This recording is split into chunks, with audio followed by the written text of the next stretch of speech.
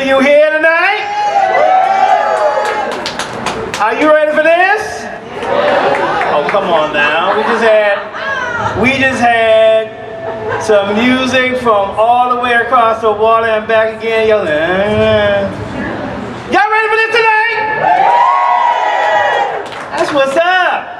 I am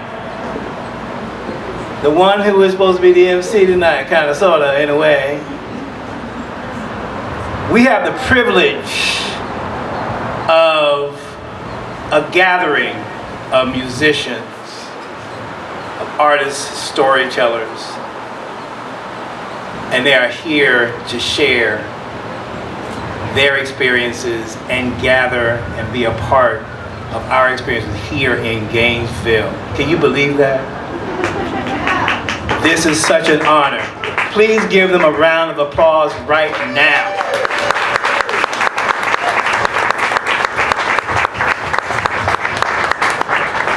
I'm Baba Turbado. Some may know me as just Turbado. Some know me as, we won't say that. But you're gonna know one thing. I'm here to tell a story. I'm here to explain to you what you're really listening to and what you're experiencing right now. So I'm a professional storyteller. And I use visual and performing tools and methods and ways to help elevate people and understand.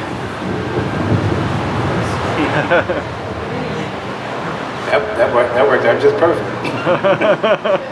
Help them understand a little bit more about how to raise their own aesthetic consciousness.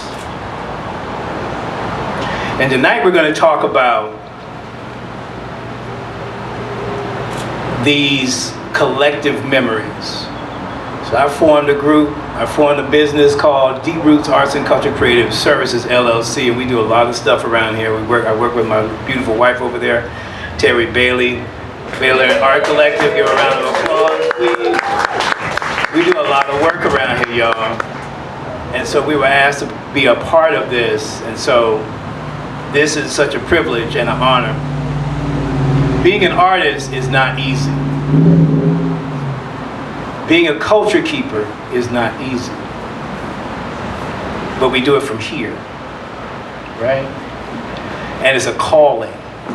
It's not something you just wake up, always. Sometimes we say, I think I just started out as a hobby. Yeah, okay, that's cool. And others just want to watch, and that's cool too. But there are others who came here with that purpose in mind. They came here to help shift the way the world is right now. So please do not undervalue the artist. Do not underpay the artist. Do not disregard what we do, because we are here to help heal the world. And tonight you are going to understand how that works with your story. But I'm going to start out with mine. So what is collective memory? What is a human library? What is a living library? With you. You just don't realize you have a story to tell. That story has meaning. That story has experience, and that story has knowledge, and the story is worthy of sharing. So you have to. You can't keep it to yourself. It's important. There are others who understand this, and they even have lines. They have lines of these living libraries, and they're called griots in Africa. They're called other things in other places, but they all do the same thing. We all do the same thing. We know more than just that one person. See, we know your story, and your family story, and it can go all the way back to the community story, to the nation story, to the very beginning of that nation, before that nation, even at the beginning, the first human being, the first breath, the first heartbeat, the first drip of water. That's what we do. We help you remember that you all have that in you. That you're 3/4 water. And that if you put one thing in water, anything, it doesn't matter, and you look at it in a microscope, you will see the image of that water. In that water, you will see that image of that thing you put in there. Water is a natural recorder. That means every time you drink water, you are drinking in knowledge of everything that happened on this planet. That makes you sacred. That makes everything that we have around us sacred. So that's why we have to create these special spaces. And that's why we create as human beings these special places that we gather so we can recall those memories, those shared memories. So I'm gonna play a game with you for a minute. Let me tell you a story. So the game is, the collective memory is something that if I start something, you'll finish it. Just some quick stuff. Okay. This is some Southern stuff. If you're from somewhere else, it's okay. But by the time you leave, you're gonna learn something tonight. Okay. All right. I'll start with something easy. Step on the crack. Make my list back. All right. Pot calling. Kettle black. Let's try that again. Pot calling kettle Black. Even swap ain't no. Now y'all learn something. Let's say it again. Even swap ain't no. Swindle. There we go. Well, you know that hit dog is gonna always collective memory, shared memory. Even though I may not know some of these people, they all knew what the ending of that was. You see? That's that. That's the culture. That's your culture. You have the same thing. You have the same gestures. Even, right? Even in other places, like, what the Haitians do, they point with their mouth. Right? What's this?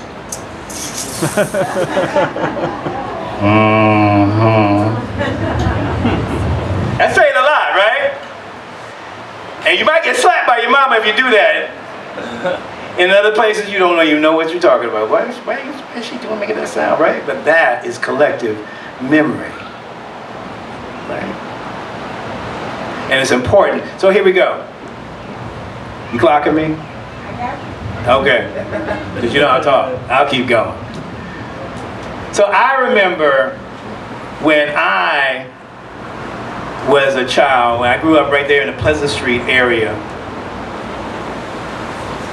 And the porch memories are important. See, in the South, we have shotgun houses. And every shotgun house has a porch. Now, a shotgun house is if you have a gun and you're on the back, you will be able to shoot your gun straight through the house and nobody's gonna get hit because the front door is straight ahead. But did you know that it's something deeper than that? You see, the Yoruba had a stake in how our architecture is in our southern communities. We brought that design here. And it stuck. And so the Yoruba word for house is togun. Also the Yoruba for house of God is shogun. Put it together. Shogun. Say it the southern way, shotgun. Now you got a shotgun house, right?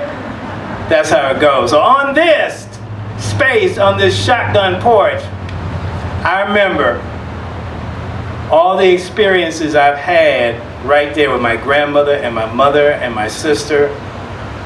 Like the time When I saw the cowboy movies for the first time, and my grandmother had a dog. She had a standard poodle, and she had a boxer. And all I saw, and I had a red wagon, so and some rope. So you know that was getting ready to go. So I took that rope, I wrapped around the dogs, and I tied it to that red wagon, and next thing you know, I'm going around the house, and I'm going as fast as I can. As far as I'm concerned, I was riding with the wind. I was moving fast. I was a cowboy born again. And there was my grandma sitting on her porch, looked at me with these wide eyes, and she looked like this. And you know when grandmothers do this? Well, by the time I get around to that back, she had already snatched me up off that red wagon, and I don't remember anything after that. But that was an experience all about the time when I first became an artist. And so I recall I had to be about 3 or 2.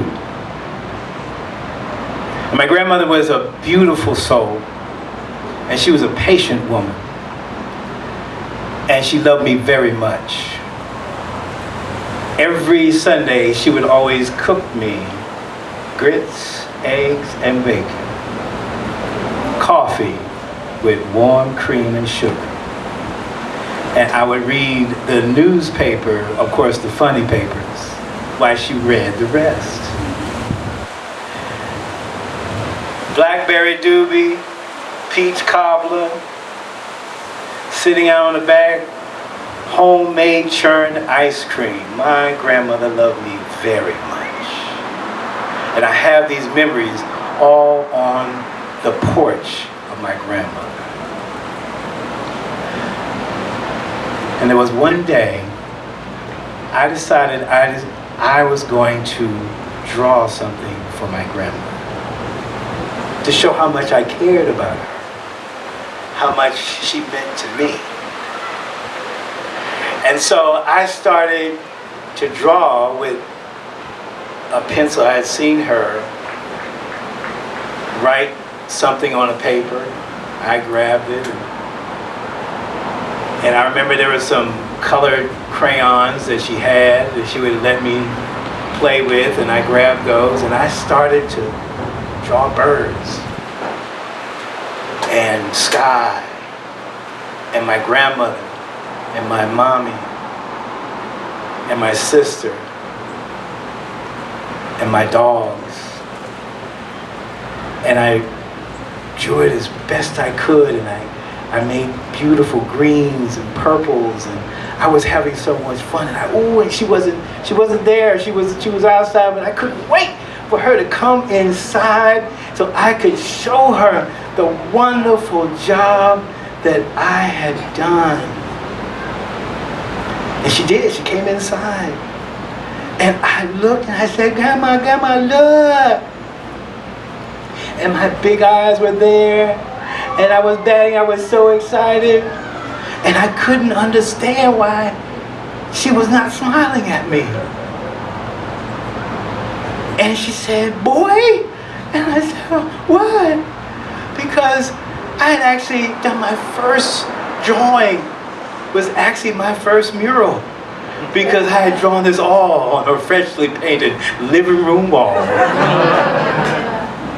And again, I didn't remember anything after that. And after a good cry, you know the usual cry. Stop that crying.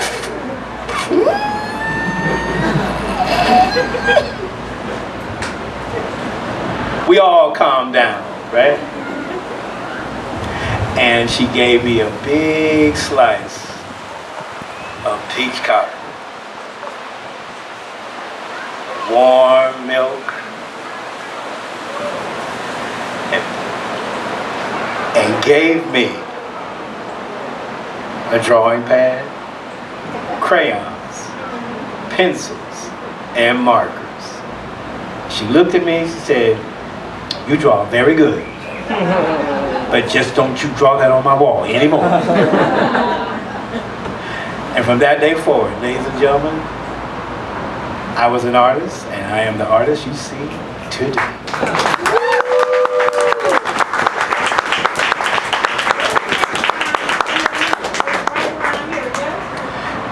Now, I've been lucky enough to have done some murals. My wife was reminding me of, she's always bragging about me. I sure appreciate that. And when I've done some murals in Chicago, I wound up doing murals in different parts of the country. And when I came home 10 years ago, I actually wound up doing murals here. So one of the first murals that I've done was diagonally down the street. It's right there, the red brick building. There are several murals there, but I did one that is one of the taller ones. And it is a goddess. And she is called the Iami. And that is Yoruba for a great mother. Like, you know, it's one of those things where in our folklore and in our understanding, some things get lost, but at the same time, we do without realizing that we are doing what was done so many years ago. And so I did one for the Iamis, and it's called Irete Meiji, and it is based upon the Ifa corpus, that the great mothers are coming down. And when the great mothers come down, who are the daughters of God, when they come down to earth, they are coming down to reset things. And it ain't gonna be pretty. Because like any mama, they coming in and they coming to make sure that everything is gonna be peace in this house. And they gonna make you go get that switch. And you are not going to like it. But it's gonna get done. And so the great mothers is a very important aspect of our spirituality and understanding. So I did that mural, and I'm about to do another mural on the other side of town for community and community engagement, for experiences like this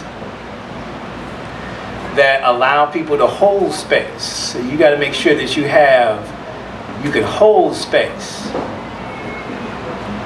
Hold space and keep space for moments like these. You don't have to take other people's spaces, right? You can hold a space to keep your narrative. So that's part of the problem.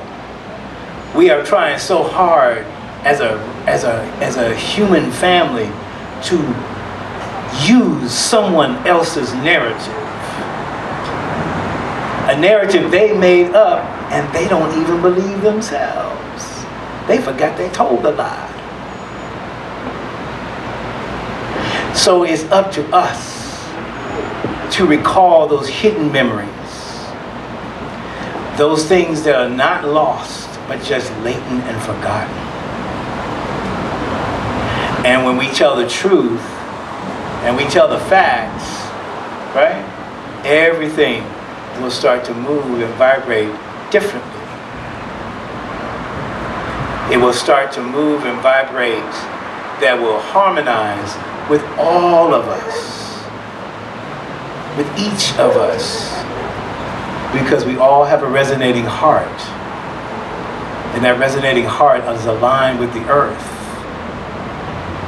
And when we breathe, and when we step, and when we move, and when we hear, our ancestors are with us, and they're all going to remind us who we really are.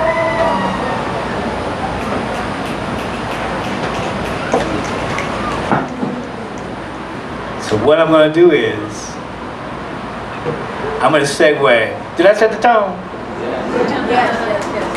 Because this is not be so. I don't want to be serious now, but we got to have some fun. But I want you to get deep, okay? If you want to get just whimsical, be whimsical. If you want to be funny, be funny. If you want to be serious, be serious. It's all good. We got you here, and it's all perfectly legal. So you are going to come in this space, and we're going to have, who's next? We're going to have you come up, Terry? Terry's going to come up and explain to you how this is going to go. All right? And I may come back in here a couple of times and, kind of play with y'all a little bit, but, I'm going to be right over there. Ladies and gentlemen, I am Baba Turbado, and I am your storyteller. Thank you.